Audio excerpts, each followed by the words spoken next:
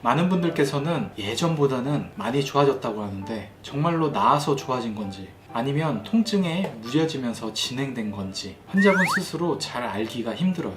통증이 만성화되면서 증상이 커지고 있는 걸 판단할 수 있는 방법을 오늘 알려드리겠습니다.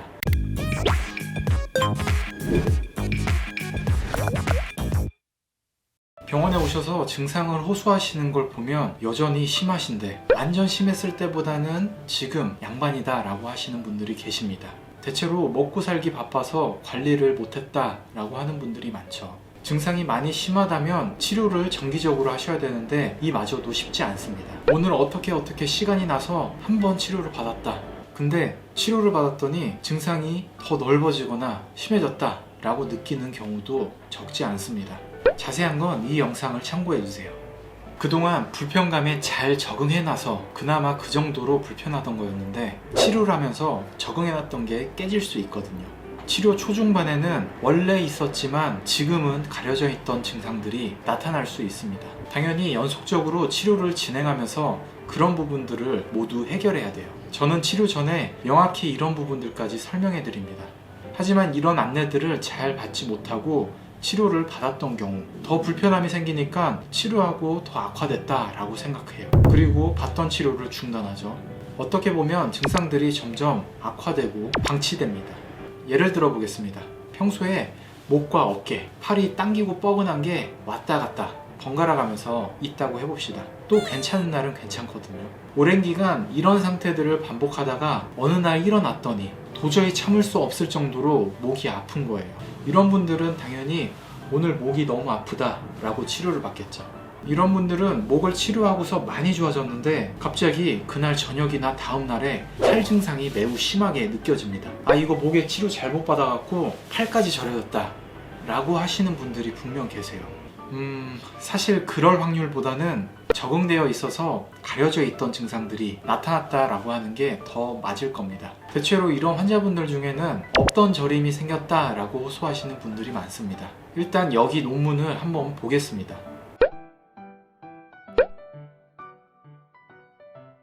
원래 급성염증은 신경의 C파이버, 통각 수용체를 민감하게 만드는데요.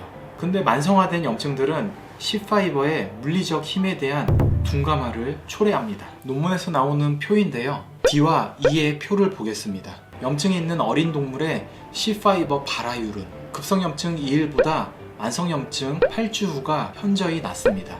다음 표는 염증이 있는 노령 동물에서 C파이버의 발화율은 급성염증 2일에 비해 만성화된 염증 8주 후에 현저히 낮죠. 쉽게 설명드리면 증상의 시간이 지나면 지날수록 더 적게 반응을 하는 겁니다. 수용체의 민감성이 시간이 지남에 따라 떨어지는 거죠. 바꿔 말하면 시간이 지나면 통증에 대해서 둔감해지는 겁니다.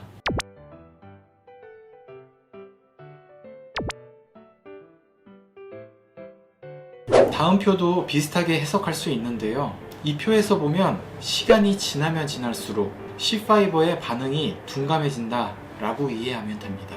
다음 표도 거의 비슷한 내용들인데요. 너무 자세하게 들어가면 어려우니까 풀어서 설명드리겠습니다. 각각의 자극들에 대해서 증상의 기간에 따라 반응들이 점점 무뎌진다 라고 이해하시면 됩니다.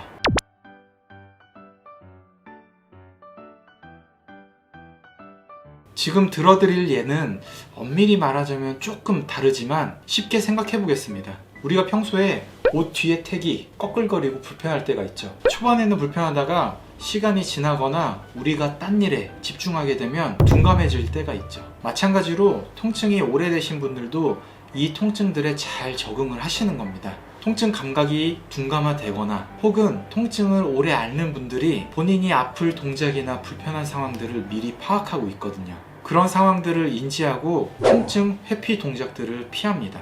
허리를 다치거나 뒷다리가 많이 당기는 분들은 숙일 때 허리를 숙이는 대신에 무릎을 대신 더 구부리기도 하죠. 허리 대신 무릎을 대신 쓰면서 구부릴 수 있거든요. 하지만 무릎을 구부리지 못하게 하면 허리를 숙일 수 없을 겁니다.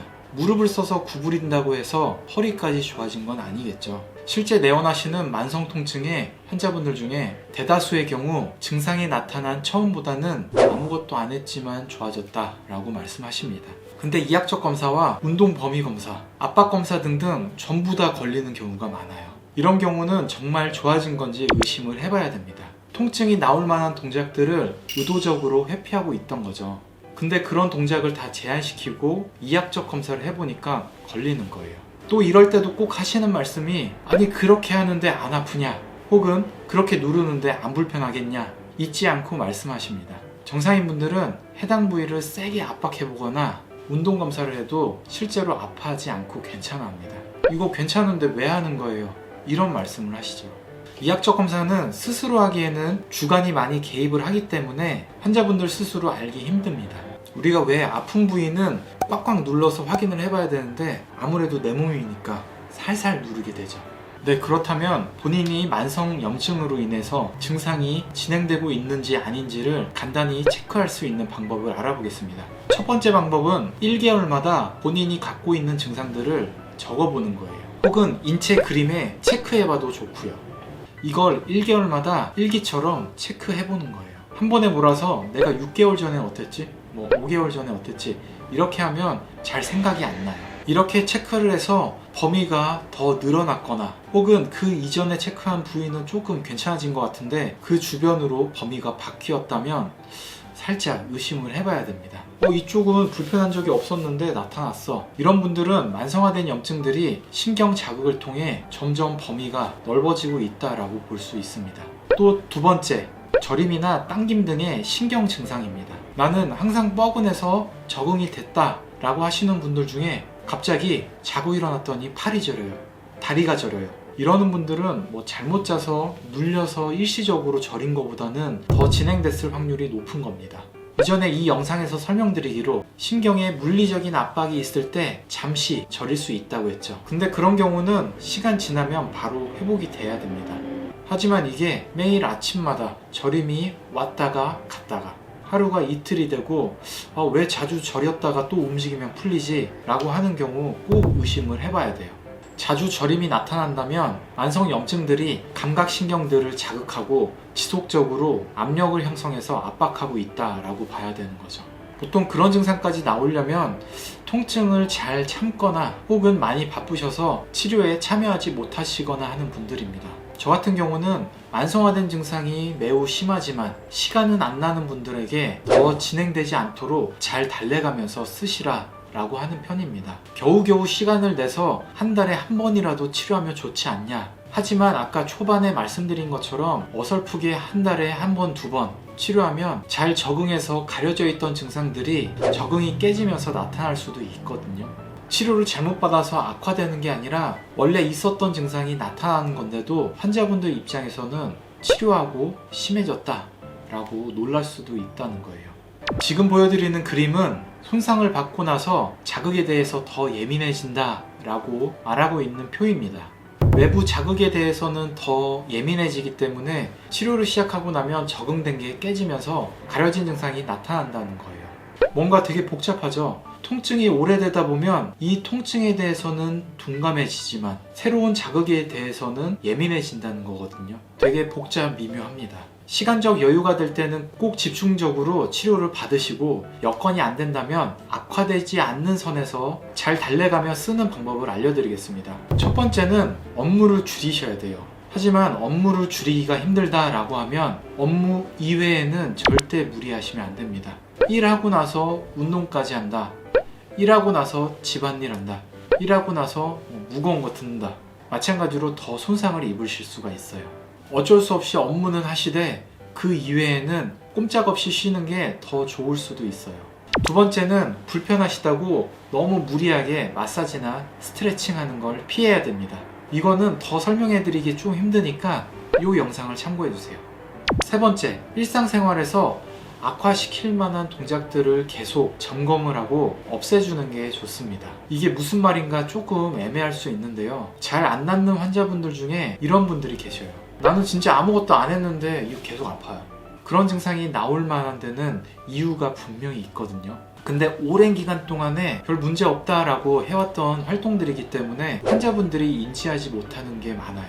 예를 들면 이렇게 뒤로 눕는 것도 아니고 앉는 것도 아닌 자세라든지 옆으로 주무신다든지 고개 한쪽으로 돌려서 핸드폰 한다든지 계속 관찰하시고 내가 이런 동작 했더니 조금 불편한 것 같다 라고 하시면 계속 피하려고 노력을 해주셔야 됩니다. 오늘은 조금 어려운 내용에 대해서 알아봤는데요. 증상이 매우 심한 것 같지만 여건이 안 되는 분들은 꼭 증상이 더 진행되지 않았는지 점검해 보시고 잘 달래가면서 쓰시도록 노력해 주세요. 지금까지 페인랩이었습니다.